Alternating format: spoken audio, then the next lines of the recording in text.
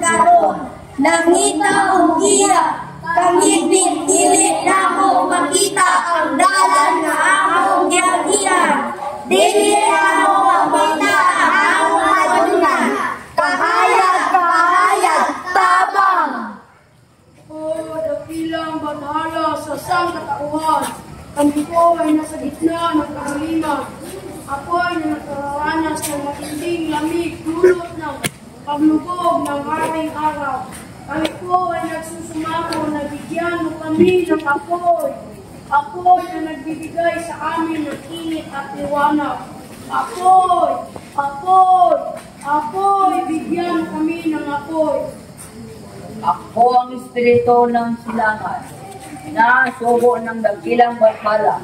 Dala ko ang apoy na galing sa langit, na naghahatid ng magandang balita, nagsusaad ng tatlong tungkulin sa pangako ng scout, ang tungkulin sa Diyos, sa bayan, ang tungkulin sa ating kapwa, at ang tungkulin sa sarili.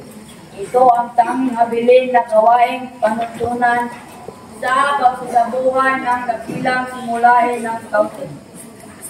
Ako ang espiritu mula sa ilaga, andog sa inyong mula sa dakilang minumpay. Ang apoy na sumagalisan ang mga katangian ng ating mga ninuno. Upang gawin natin pagbayan sa ating pagiging tunay. Mga scout, manindigan tayo sa pagiging mapagpapalahan. Kapag natulungin ang magpapalipas, ito ang gabay natin tungo sa kadakilaan at kadakilaan. Ang buhay ang nagbuhat pa sa katinuga. Naglay ko ang apoy na kaloob ng Panginoon. Ito ang namula pa sa ating mga bayani na nag-uupos sa atin. Kaya sa buhay ang pagiging magalang, mabait, masunori at masaya. Gawin nating mabisag pagasang ang mga utos na ito upang mamayani ang ganap na kapayapaan, pagkakaisa at kapatiran sa sandaigdigan. Ako ang espiritu ang tinawag mula sa kanluran. Mahigpit na tagubilin ng puong may kapal. Sa pamamagitan ng ilaw na ito, nabuhat pa sa mga tala, sa mga bituin, sa buwan at sa hari-araw na pagyamanin natin ang ng mga diwata at mga anghel sa kalawakan. Ito ang pagiging matipid, matapang, malinis at mapitagan na siyang ang mag-aakay sa atin po sa pagiging mamangayang, makadiyos, makatao, makabansa at makakalikasan.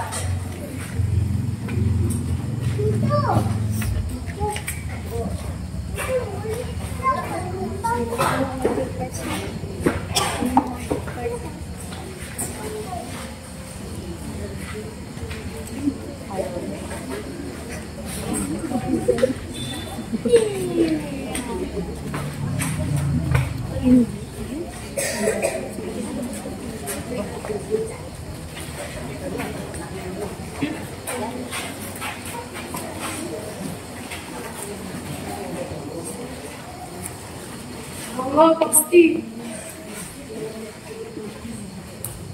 My honor to present to you the score of tonight's combat. Serial.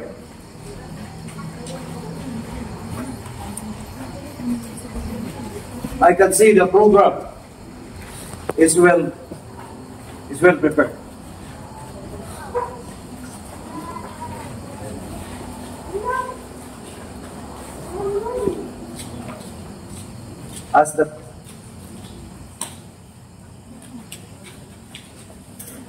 As the flames point upward to know our aim, as the red lamps glow to know our endeavor, as the gray ash fades to know our error, as the good fire warms the circle, so may our ideas warm the world.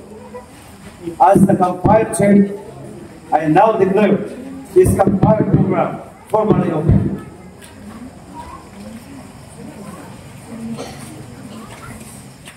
Flowers burning, draw